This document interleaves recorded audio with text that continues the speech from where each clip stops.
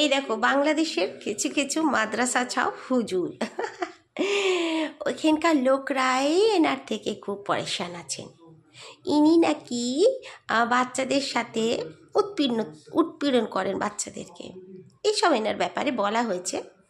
আর লোকেরা এনাকে গলায় ধুলাইও দিচ্ছে, এনাকে বলছে যে তোমার টুপি পরার অধিকার নেই, তুমি কিসের হুজুর, তুমি কি হে।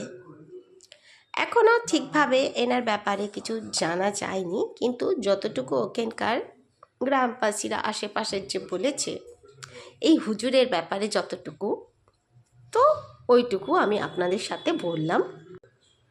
শুধু কি আমার ভারতের ভণ্ডগুলোকেই উজাগর করব? কেন, এই বাংলাদেশিগুলোর আমি তো বলবো তোদের মাদ্রাসা বন্ধ কর, বুঝলি, চারিদিকে বন্ধ কর।